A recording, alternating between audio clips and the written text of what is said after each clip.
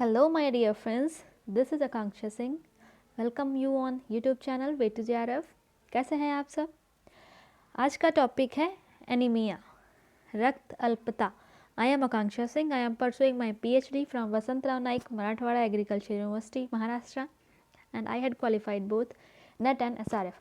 ये UP TGT PGT home science का topic है एनीमिया. इसके बाद नेक्स्ट टॉपिक है food preservation and adulteration, food संरक्षण और उसमें मिलावट.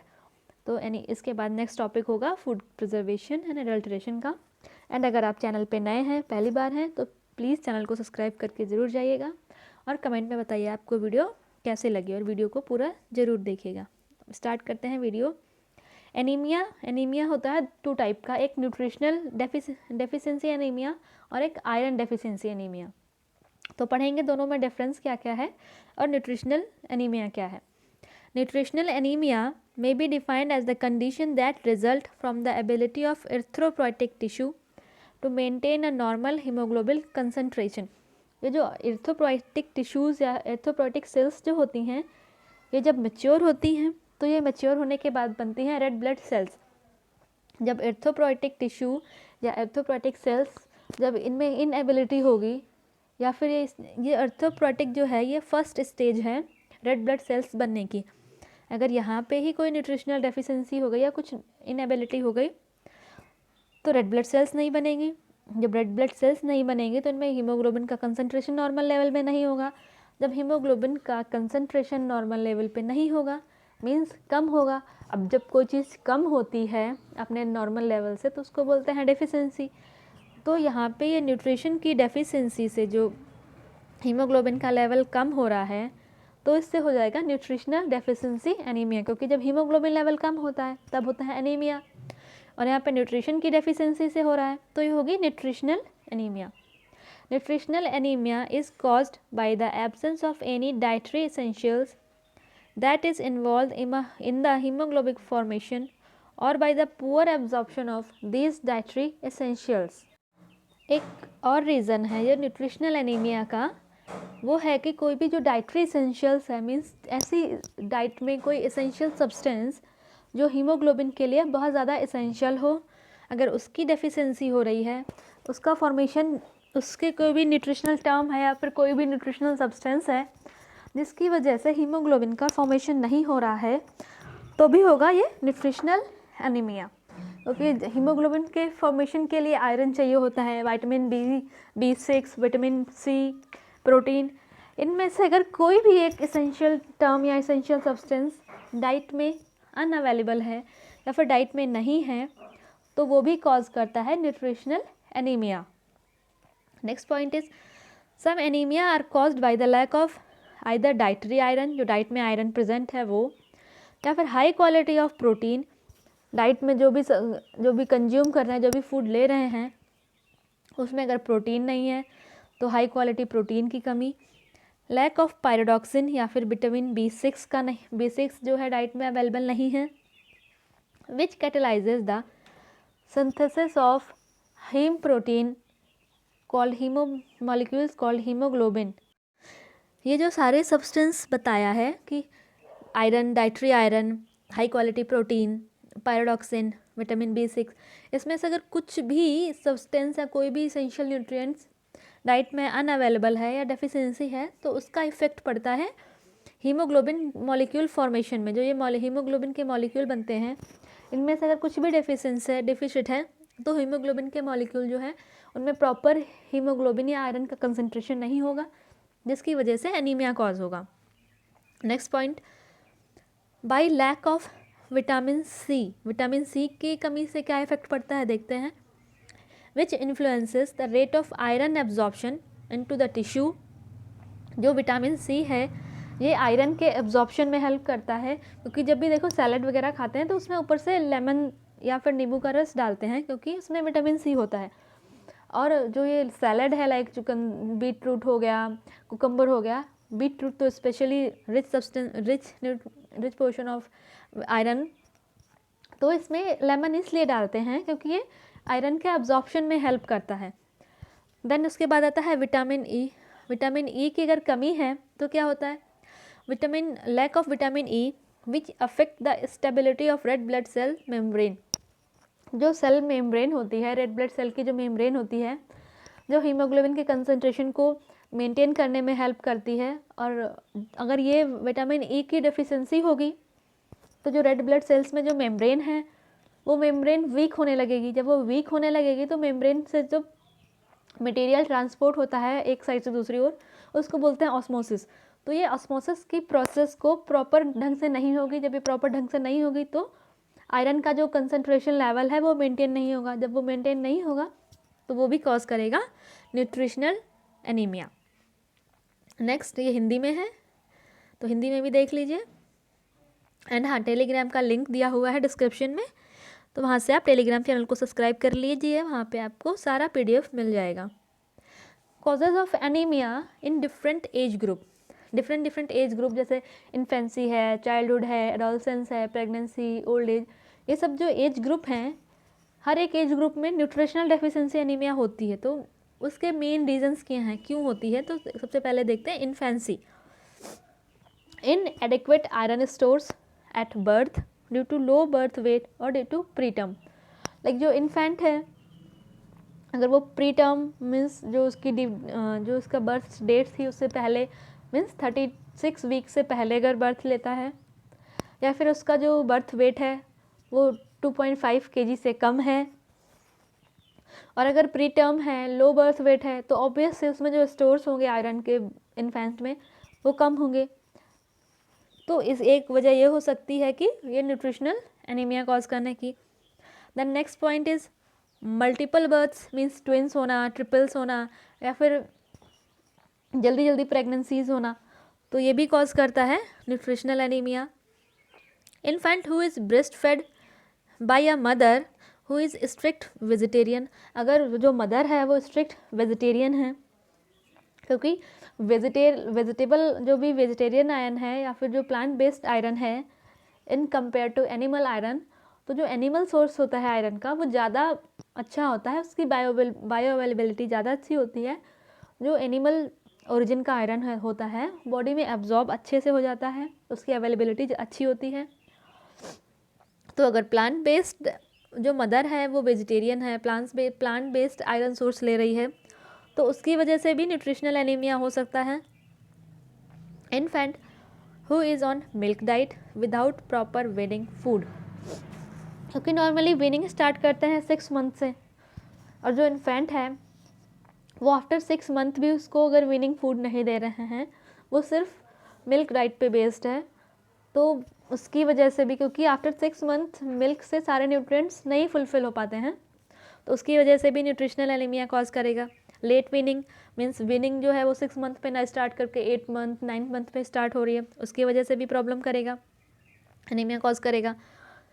Impaired absorption of folate, folate भी आयरन हीमोग्लोबिन बनने में हेल्प करता है, तो अगर फोलेट का एब्जॉर्प्शन नहीं हो रहा है तो वो भी कॉज करेगा एनीमिया।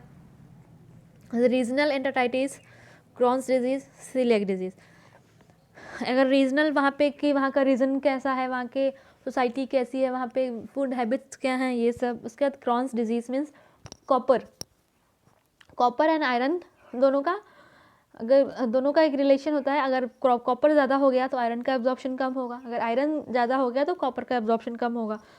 तो क्रॉन्स डिजीज़ है मीन्स आयरन कॉपर का इम्बैलेंस है तो आयरन का भी इम्बैलेंस होगा।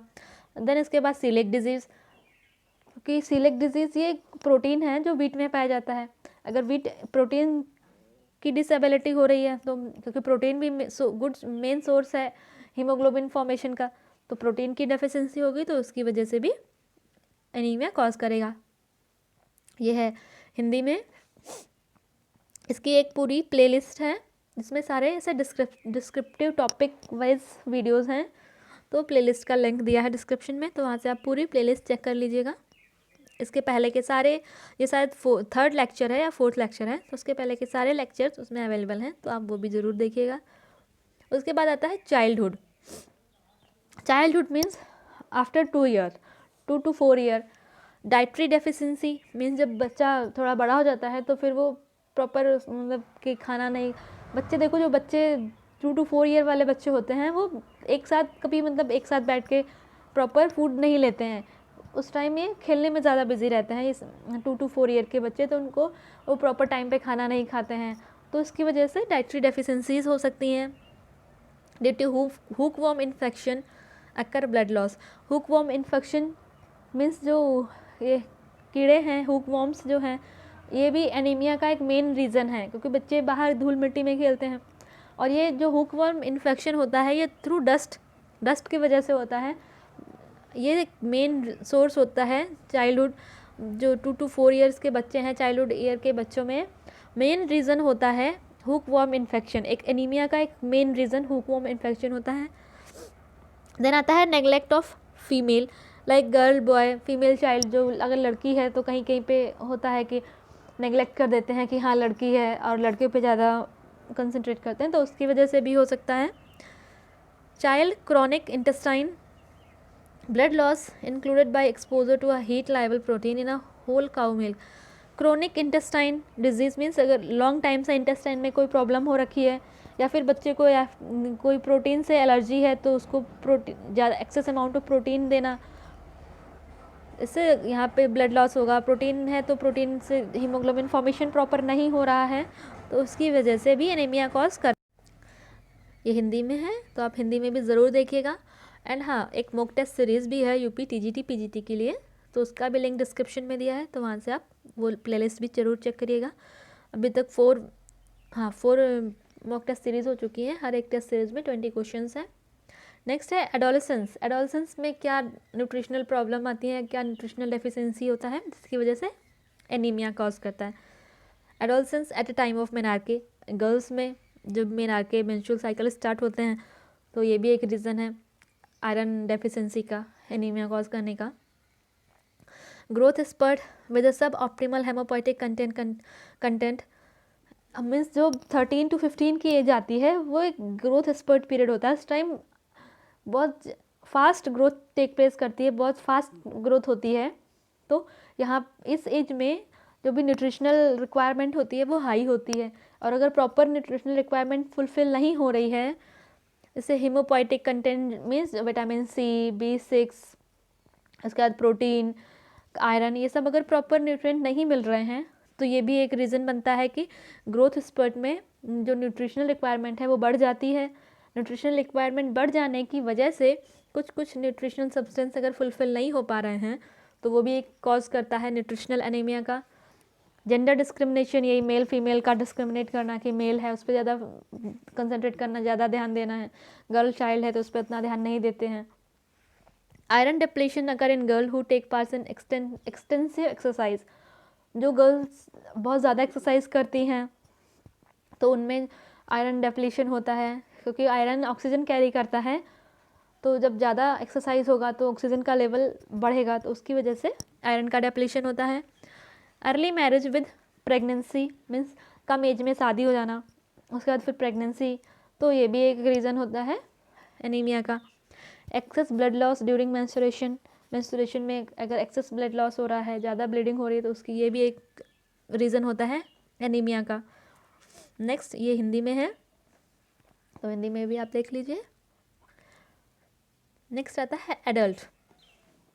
Chronic infection, tuberculosis, malignancy, like कुछ ट्यूबरक्लोसिस या फिर कोई मैलिग्नेंट डिजीज़ नहीं है, कोई क्रॉनिक इन्फेक्शन नहीं है, मीन्स कोई इन्फेक्शन जो बहुत लंबे टाइम से चला आ रहा है, तो अगर ऐसा कोई इन्फेक्शन है तो वो भी एक कॉज करता है। लाइक ट्यूबरक्लोसिस है, ये एक लॉन्ग टर्म इन्फेक्शन है, तो इसकी वजह से भी आयरन एब्जॉर्प्शन, जो आयरन स्टोर्स हैं वो कम होने लगते हैं। Gastro intestinal surgery, GI track surgery, gastro intestinal में अगर कोई सर्जरी हो रही है, कोई भी किसी भी टाइप की सर्जरी अगर हो रही है, तो वहाँ से ब्लड लॉस होता है, तो ब्लड लॉस होने की वजह से भी एनीमिया के कॉजेज़ बढ़ जाते हैं। High amount of tannin and oxalate in the diet, ये टैनिन एंड ऑक्सलेट दोनों इनहिबिटर हैं आयरन के, आयरन को एब्जॉर्ब होने से इनहिबिट करते हैं, मीन्स आयरन के एब्जॉर्प्शन को बॉडी में रोकते हैं, टैनिन एंड ऑक्सलेट। और यही विटामिन सी जो होता है, ये आयरन के एब्जॉर्प्शन को इम्प्रूव करता है। तो भी जो भी डाइट है वो आयरन, ऑक्सलेट और टैनिन्स में जो भी डाइट है उसमें टैनिन्स और ऑक्सलेट का अमाउंट जो है वो कम होना चाहिए। Infestation with tape warm, hook warm एक ही स्पीसीज़ के ये वॉर्म्स हैं जो ब्लड लॉस कॉज करते हैं। ये इंटेस्टाइन में ये थ्रू डस्ट या फिर थ्रू हैंड या फिर किसी इन्फेक्शन के थ्रू ये इंटेस्टाइन में चले जाते हैं और इंटेस्टाइन में जाके ये आयरन के एब्जॉर्प्शन को कम करते हैं और ब्लड लॉस बढ़ा देते हैं, जिसकी वजह से एनीमिया कॉज करता है।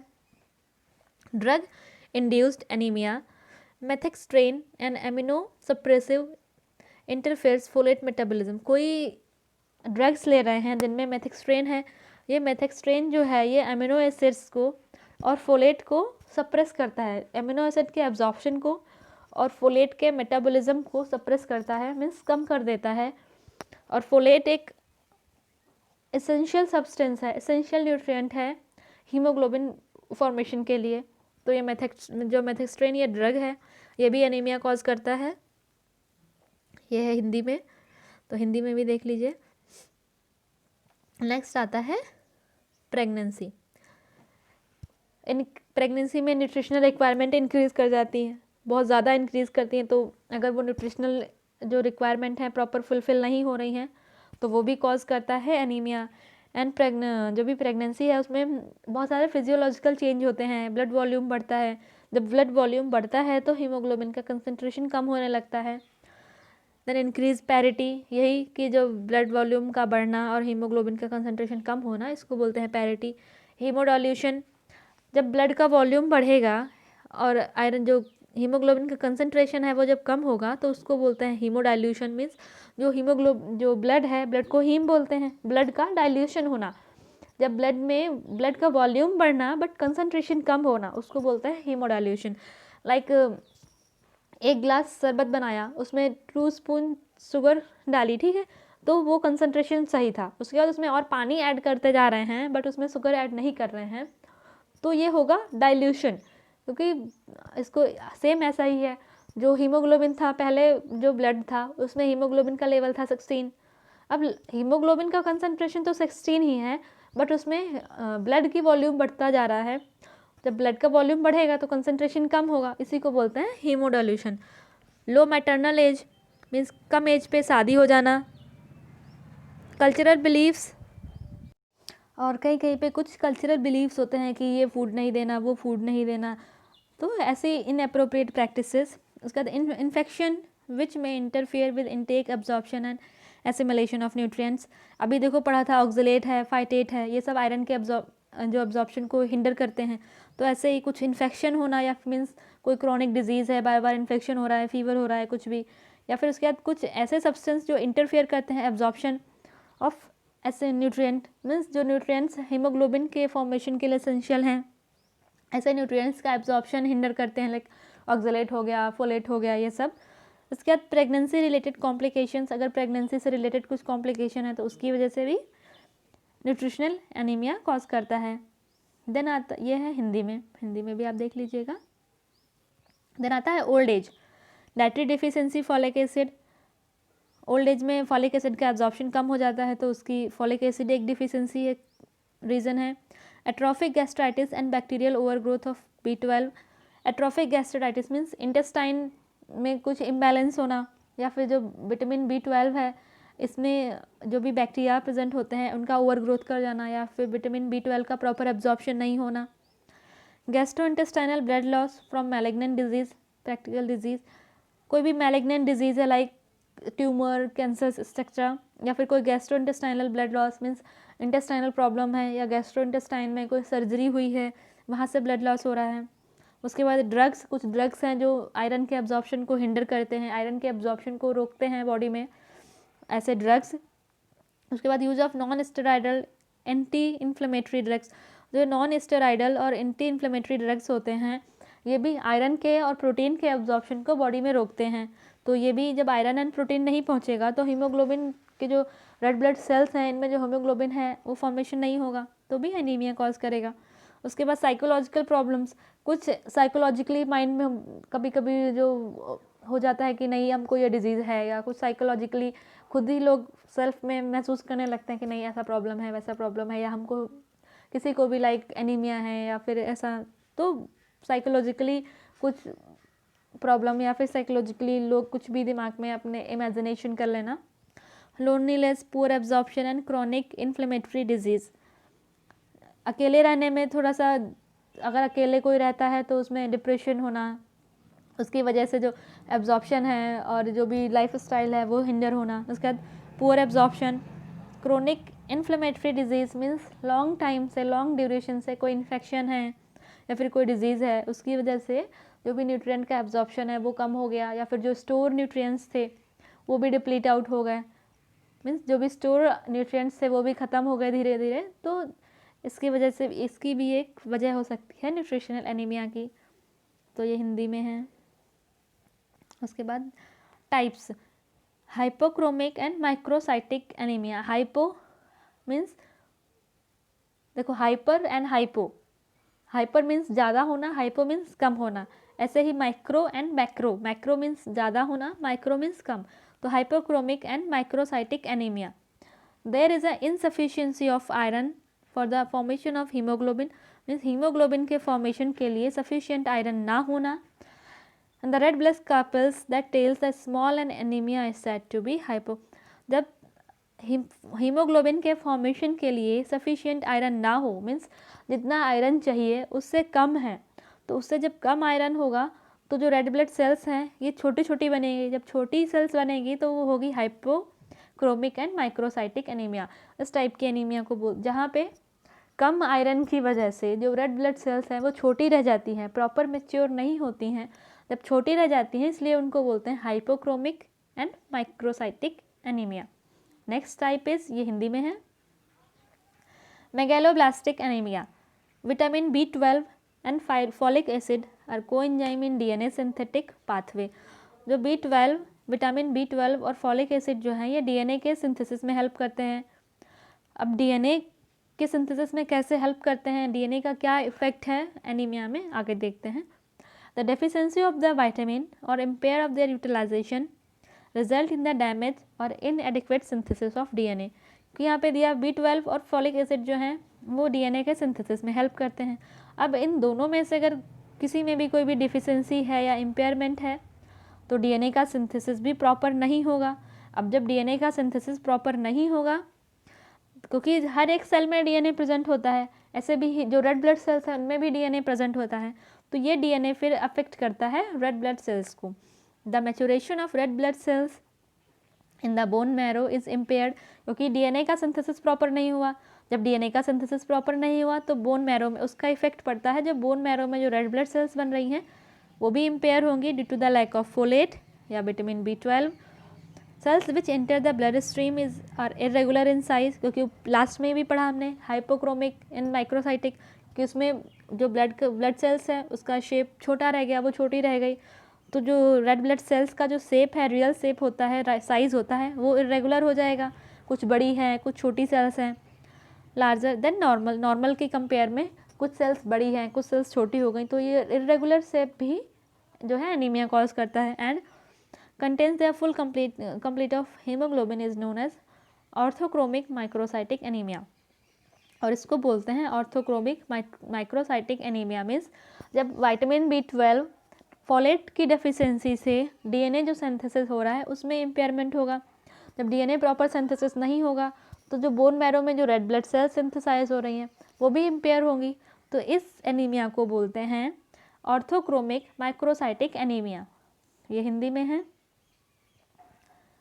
नेक्स्ट है डाईमॉर्फिक एनीमिया। डाई मीन्स टू, ठीक है।